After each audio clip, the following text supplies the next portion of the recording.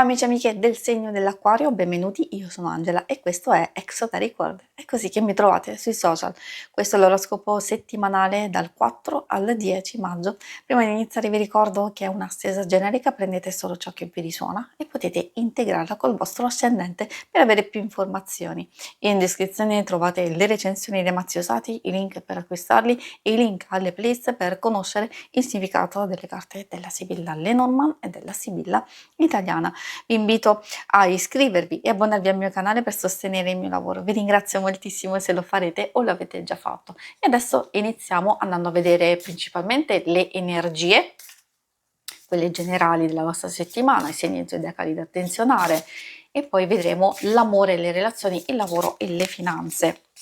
La settimana si apre con l'ancora, quindi c'è un ottenimento, un risultato, un passaggio importante perché magari ci fermiamo giusto un attimino per capire e comprendere come gestire i prossimi passi, ma comunque è uno stop positivo, voluto, oppure magari per alcuni di voi vi potete godere in pieno dei risultati e avete bisogno magari di una pausa, perché non può essere, visto che c'è la carta della montagna, spesso a me riferita a un blocco, a un ostacolo, a un impedimento o delle situazioni che procedono in un modo pesante, lento.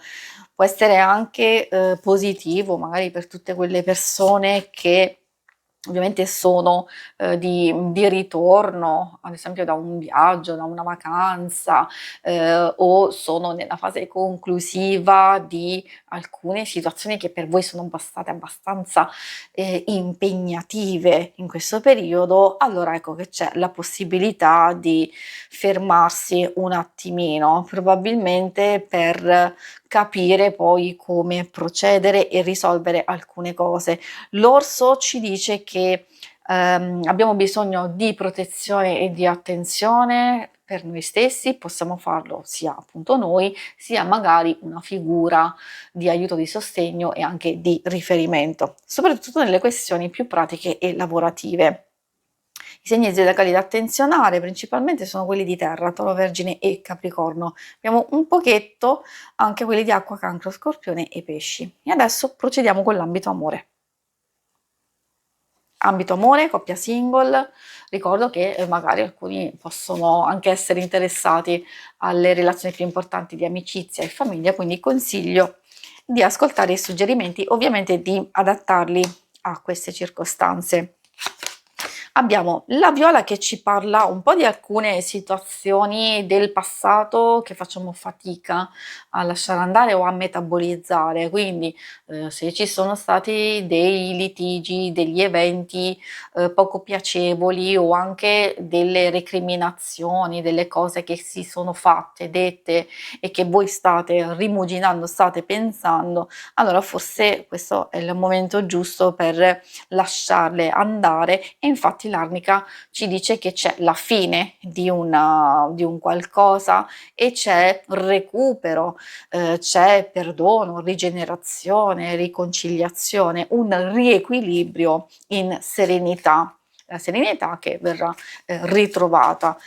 Si può parlare anche di crisi superata nelle situazioni più complesse, però lascia comunque non dico qualche ferita o comunque una fase di incertezza che ovviamente deve essere ancora metabolizzata. Non vuol dire che tutto andrà male, no, assolutamente no. Come vi dicevo sin dall'inizio, magari c'è bisogno di lasciare andare alcune cose, altrimenti se le tratteniamo continuiamo poi a portarcele in avanti, e magari se c'è bisogno proprio di chiarirsi, di ridefinire alcune cose, io direi che è il momento giusto. Per tutte le altre circostanze, magari soprattutto chi è single, alcune possono fare riferimento a situazioni del passato, una relazione potrebbe non essere totalmente conclusa, qualcuno potrebbe ritornare dopo una fase di pausa, di stop, oppure addirittura esserci degli alti e bassi con prese allontanamenti, ripresa, eccetera.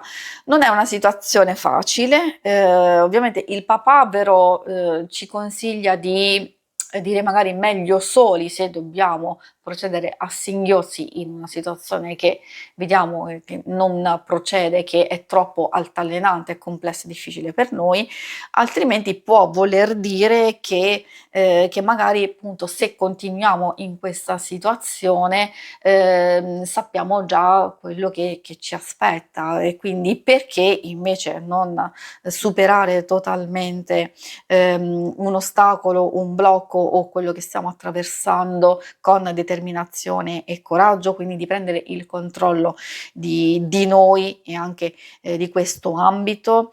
C'è qualcosa che deve essere trasformato effettivamente per procedere e andare oltre. E adesso vediamo la parte più pratica del lavoro, delle finanze. Troviamo domestico. Ci rasserena un po' questa carta perché sia l'aiuto e il sostegno, il conforto da parte di qualcuno, ma sia da parte nostra poter gestire al meglio le nostre cose, magari di lasciar correre quelle che non sono determinanti o concentrarci solo sulle cose più importanti e poi può indicare tutto sommato una situazione abbastanza tranquilla. Io dico tra virgolette perché vedendo alcune carte magari c'è un po' di pesantezza, alcune cose che procedono lentamente che magari non dipendono da voi, allora meglio aspettare, comunque andare avanti in quello che potete fare e poi valutare successivamente. La carta della casa può indicare, come vi dicevo, magari visto che è una stesa generica, non tutti viviamo la stessa vita, magari alcuni possono riposarsi, possono rallentare un po' i propri ritmi o volutamente staccare la spina. Per altri magari c'è una fase di valutazione, di osservazione, nel senso che avete la possibilità di recuperare le vostre energie e utilizzarle immediatamente perché magari ci sono delle questioni sia da risolvere sia attraverso riunioni, collaborazioni, incontri, colloqui e soprattutto per chi è in cerca di lavoro può essere una settimana decisiva e importante perché c'è fermento, c'è movimento o comunque una fase di preparazione nel corso di questa settimana che poi si andrà a realizzare successivamente. Un'ottima settimana anche per stabilizzare dei risultati che avete ottenuto, proprio per fare il punto della situazione, proprio per valutare tutto quello che avete a disposizione e soprattutto se avete dei grandi progetti a lungo termine da realizzare. Si conclude qui la lettura, vi ringrazio per avermi seguita, se volete in alto a destra trovate il logo per iscrivervi al canale, mentre in basso trovate le schermate per vedere il vostro oroscopo mensile e il lunare quindicinale. Alla prossima, vi auguro una buona settimana, ciao!